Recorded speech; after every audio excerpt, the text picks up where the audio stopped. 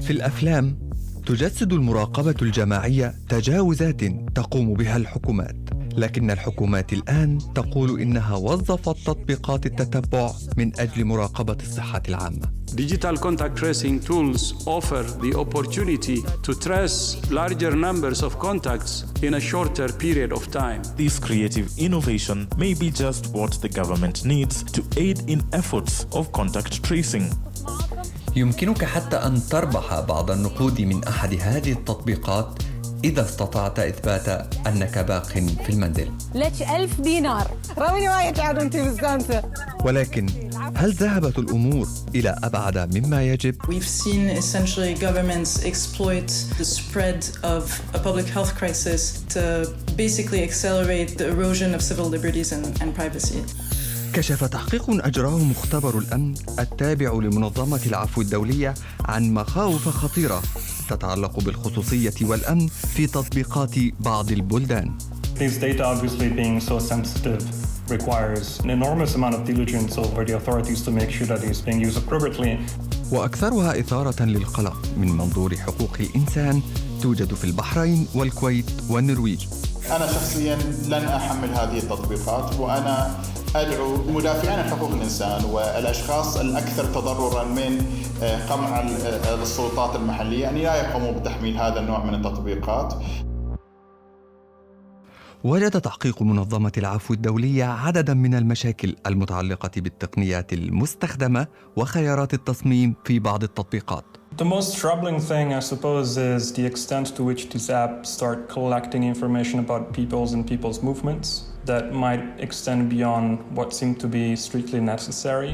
Some of the apps are essentially able to live stream to a very high accuracy the location in GPS coordinates of the device and therefore of the person and people's essentially daily lives. قامت منظمة العفو الدولية بتحليل فني مفصل ل11 تطبيقاً في منطقة الشرق الأوسط وشمال أفريقيا وأوروبا بشكل أساسي. The app from Bahrain, the app from Kuwait, and including also the app from Norway all seem to show some properties that were concerning from a privacy perspective and from a human rights perspective. And the bottom line is that all three do conduct that aggressive location tracking. تستخدم العديد من تطبيقات التتبع البلوتوث فقط للمساعدة في تعقب الأشخاص الذين كنت قريباً منهم، لكن تعقب تحركات الأشخاص باستخدام نظام تحديد المواقع العالمي GPS مثل تطبيق شلونك الكويتي وسميتا ستوب النرويجي يمكن أن يكشف عن الكثير.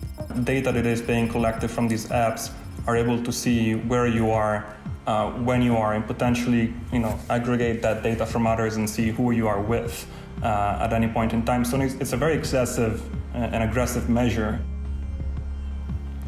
على عكس تطبيقات التتبع الأخرى التي تخفي هوية مستخدميها، فإن تطبيقات البحرين والكويت وحتى النرويج تربط المستخدمين بهوياتهم الشخصية من خلال رقم الهاتف أو بطاقة الهوية.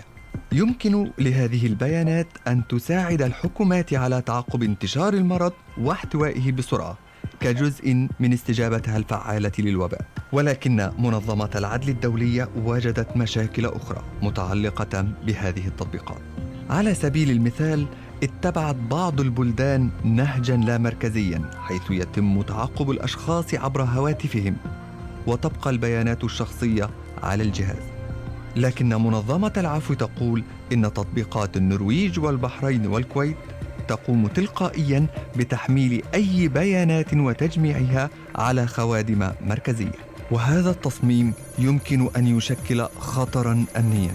We've seen issues of data not being properly handled, which could potentially lead to severe privacy violations of everybody using these apps, especially those that make it mandatory. قطر هي إحدى الدول التي تفرض استخدام تطبيق احتراز بموجب القانون مع فرض غرامات باهظة على المخالفين. لكن منظمة العفو اكتشفت ثغرة أمنية عرضت بيانات أكثر من 1,000,000 مستخدم بما في ذلك الاسم ورقم الهوية والحالة الصحية لخطر المهاجمين الإلكترونيين.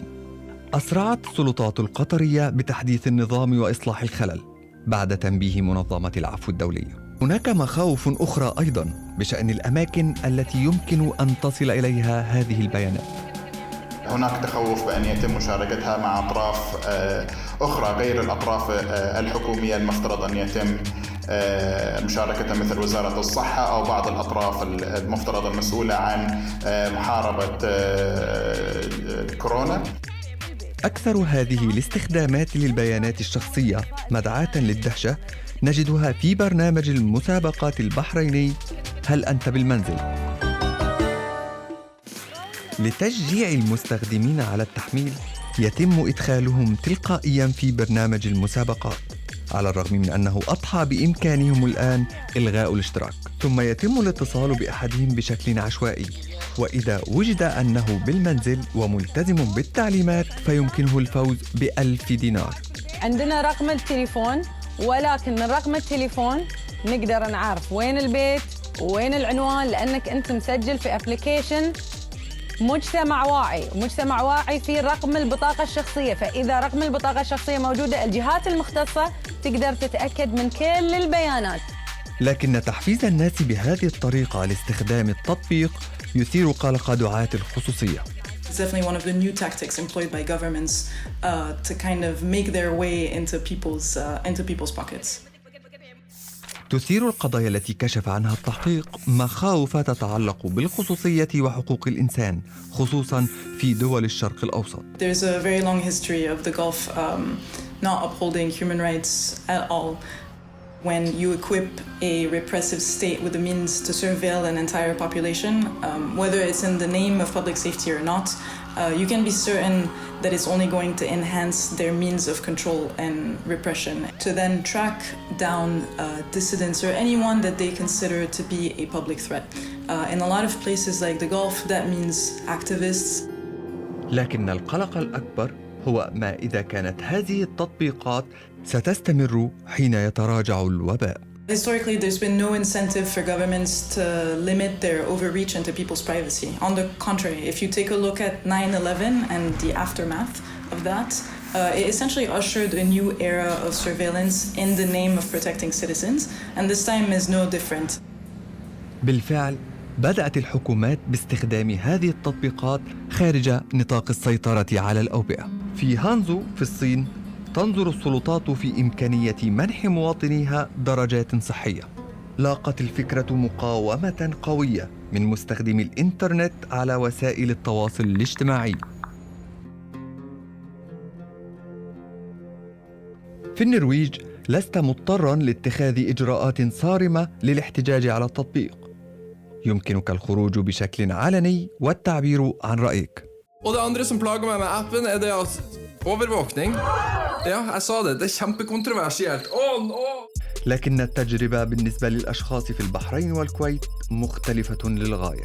إذا تم انتهاك الخصوصية في منطقة مثل النرويج، أستطيع أن ألجأ إلى المحاكم المحلية. انتهاك الخصوصية أستطيع أن ألجأ إلى الآليات الإقليمية، المحكمة الأوروبية واللجان الأوروبية المتعلقة بحقوق الإنسان. في منطقتنا لا توجد أي آليات، بالعكس اللجوء إلى السلطات المحلية قد يكون خطر إضافي وليس تقليل المخاطر.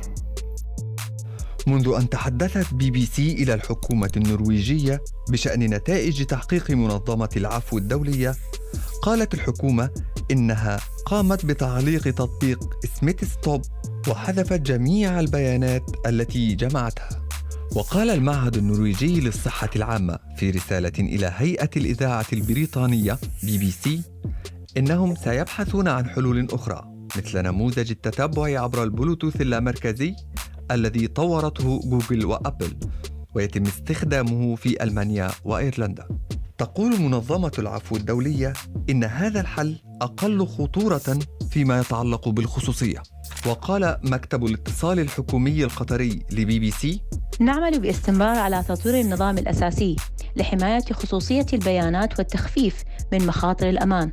تقتصر البيانات بشكل صارم على فرق الصحة العامة المتخصصة وذات الصلة، وسيتم تخزينها فقط طالما أن التطبيق وبرنامج التتبع مطلوبان لمكافحة الفيروس.